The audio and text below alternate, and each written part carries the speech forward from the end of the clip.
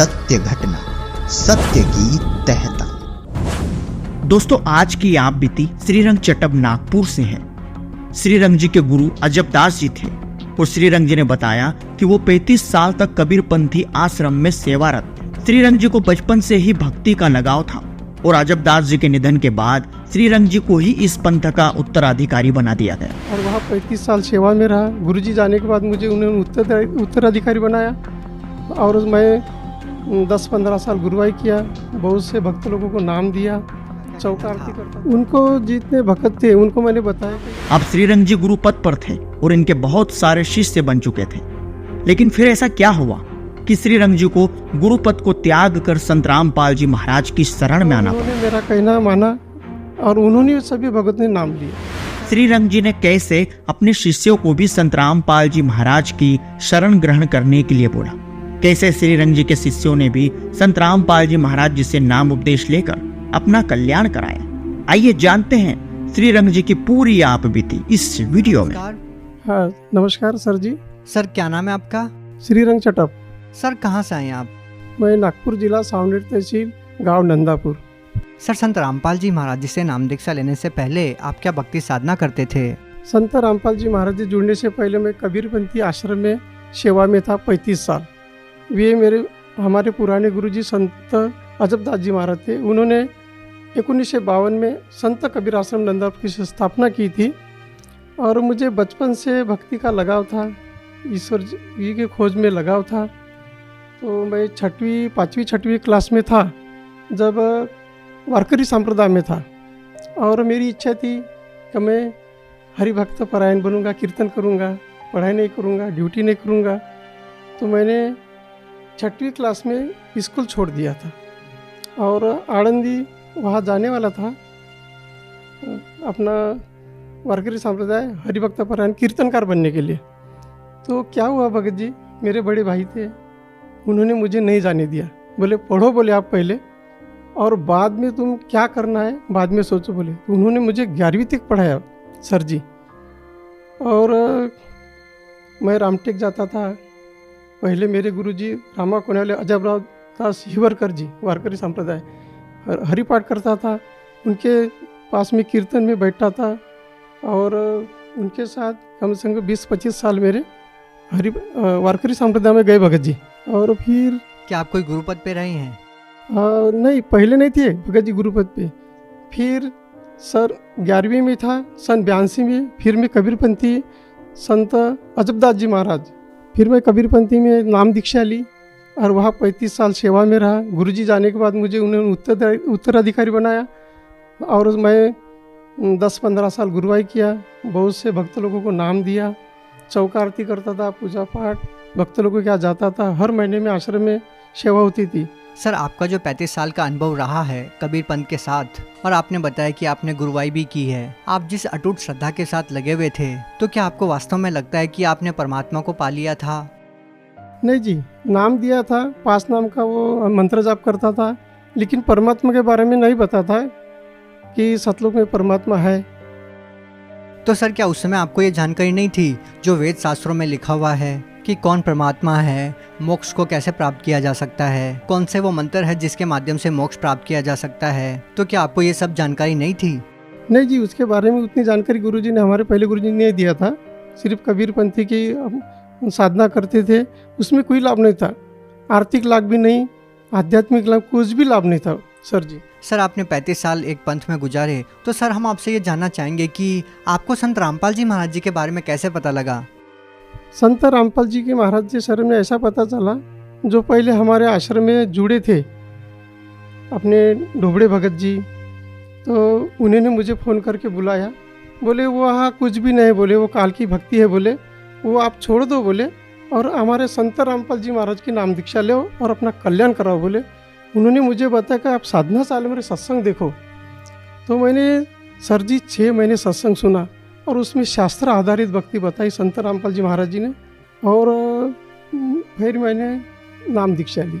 Sir आपने बताया कि आपने संत रामपाल जी महाराज जी का लगातार 6 महीने तक सत्संग सुना, तो हम आपसे ये जानना चाहेंगे कि जो आध्यात्मिक ज्ञान आपको पहले था, जिसके आधार पे आप गुरु भी बन गए थे, आपके शिष्य भी हो गए थे और आप जो है सत्संग भी करते थे, और जो ज्ञान आपने संत रामपाल जी महाराज जी से सुना वो कितना अलग है?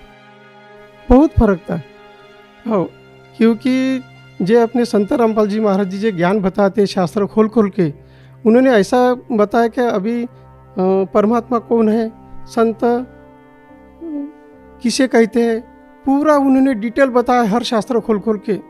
तो पूरा आध्यात्मिक लाभ ऐसा हुआ कि सतलोक में परमात्मा कबीर साहब है, इनकी भक्ति करने के लिए ये मार्ग से जाना पड़ता है, ये भक्ति करनी पड़ती है। तो उनको बहुत अच्छा लगा, इतना आनंद हुआ कि चलो भाई नाम लेना चाहिए। सर आप एक गुरुपद पे रहे हैं, आपके लिए बिल्कुल आसान नहीं रहा होगा कि आप जो अपना गुरुपद छोड़कर संत रामपाल जी महाराज जी के एक सिंपल साधारण से शिष्य बन जाएं। एक गुरुपद पे होने के बाद भी आपने उसको त्याग कर परमात्मा पाने के लिए संत रामपाल जी महाराज जी से नाम दीक्षा ली। सर क्या कहना चाहेंगे? भगत जी, सत्संग सुनने के बाद ऐसा लगा कि मैं तो अंधश्रद्धा भक्ति कर रहा हूँ, कबीरपंथी जरूर है, लेकिन मैं खुद अंधश्रद्धा भक्ति कर रहा हूँ और अपने जो भक्त बने इनको भी मैं अंधश्रद्धे में डाल रहा हूँ। मेरे हाथ से तो बड़ा बोझा पाप बन गया सर के ऊपर। तो मैं खुद नाम लेऊंगा और इनको सबको रामपाल जी, संत रामपाल जी में शरण में लाऊंगा, ऐसा सोच के मैंने नाम लिया सर जी।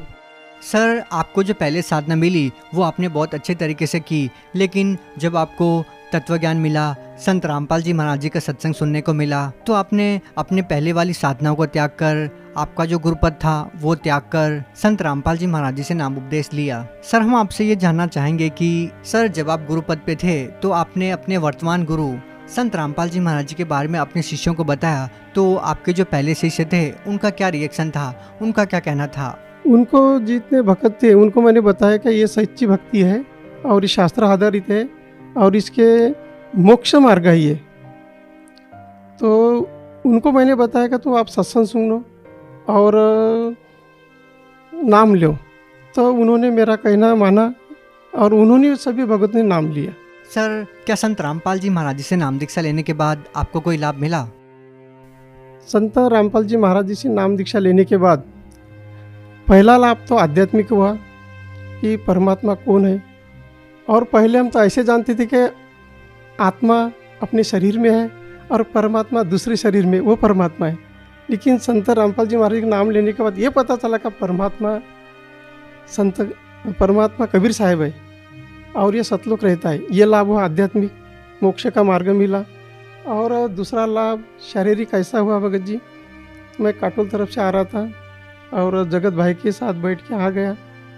तो वो बात है भगत जी 28 जुलाई 2020, इतना ज़बरदस्त एक्सीडेंट हुआ भगत जी। तो मेरे बाजू वाला जो जगत बंधु है वो उनका पैर टूटा, 2 जगह हाथ टूटा और मेरे सामने वो बहुत ज़बरदस्त एक्सीडेंट हुआ और मुझे भगत जी खरोच तक नहीं आई। परमात्मा ने ऐसी सुरक्षा दी, संत रामपाल जी हमारे ऐसी सुरक्षा दी कि कुछ भी नहीं हुआ, जस का तस में जो रखा। ये एक लाभ हुआ। और शुगर की बीमारी थी, गोली खाना पड़ता था सर जी, दोनों टाइम खाना खाने पहले। जब से नाम लिया तब से मुझे आरोग्य मिला, कभी बीमार नहीं, कभी दवा खाना नहीं, कुछ भी नहीं। ये शारीरिक लाभ हुआ भगत जी। सर आपको ये शुगर कब से थी? सर जी ये मानसिक तनाव चढ़ गया था आश्रम से बाहर निकलने के बाद, तो शुगर पर मुझे फेंक दिया। तो दोनों टाइम गोली खाना पड़ता था और सन 14 में ये चालू हुई थी। सन 18 में मैंने नाम लिया, मेरी शुगर गायब हो गई और मैं गोली नहीं खाता और अच्छा स्वास्थ्य है। सर आप भगत समाज को क्या संदेश देना चाहते हैं? सर जी भगत समाज को मैं संदेश तो नहीं दे सकता, लेकिन प्रार्थना जरूर कर सकता हूँ कि संत रामपाल जी महाराज के चोले में पूर्ण परमात्मा कबीर साहब जी आई हुई है और ये शास्त्र आधारित भक्ति बता रहे और ये जो नाम देते हैं ये पूर्ण सच्चा नाम है, मोक्ष का नाम है और 84 से मुक्त होने वाला नाम है। तो सभी भाई बहन सभी को मैं प्रार्थना करूँगा कि संत रामपाल जी महाराज से नाम दीक्षा लो और अपना कल्याण कराओ। सर, जैसे कि आपने बताया कि पहले आप गुरुपद पे रहे हैं और आप अपने शिष्यों को जितना आपको ज्ञान था वो आप ज्ञान देते थे, लेकिन संत रामपाल जी महाराज जी के सत्संग सुनकर आपको लगा कि नहीं, जो ज्ञान संत रामपाल जी महाराज जी के पास है वो आज किसी के पास नहीं है। तो फिर आपकी तरह जो अन्य धर्मगुरु जो गुरुपद पे बैठे हुए हैं, उन लोगों को आप क्या संदेश देना चाहते हैं, क्या कहना चाहते हैं? जो धर्मगुरु है मान बढ़ा में फंसी हुई है, इनको मैं ऐसी प्रार्थना करूँगा, मानव जन्म दुर्लभ है, मिले न बारंबार। ये 84 योनि का भोग भोगने के बाद मानव जन्म मिलता है और अपने सच्ची भक्ति ने कि सच्चा नाम ने लिया तो जे बड़े बड़े महात्मा, बड़े बड़े धर्मगुरु है, इनको सोचना चाहिए कि सच्चा नाम मैंने भी पाना चाहिए और जो मेरे पीछे लगे हुए हैं भगत जी लोग, उनको भी नाम दिलाना चाहिए ताकि वो उनकी भक्ति सही हो और उनका कल्याण हो जाएगा। नहीं तो उनके सिर पर ऐसा भार रहेगा कि वो चुका नहीं सकते। सर जी, सर, अगर कोई व्यक्ति संत रामपाल जी महाराज से नाम दीक्षा लेना चाहते हैं तो उनसे नाम दीक्षा कैसे ली जा सकती है? संत रामपाल जी महाराज जी के नाम दीक्षा लेने के लिए परमात्मा ने ऐसी व्यवस्था की है। यूट्यूब पर सत्संग आते, संत रामपाल जी महाराज जी के टीवी पर सत्संग आता है, उसमें नीचे पीली पट्टी आती है, उसमें नंबर चलता रहता है।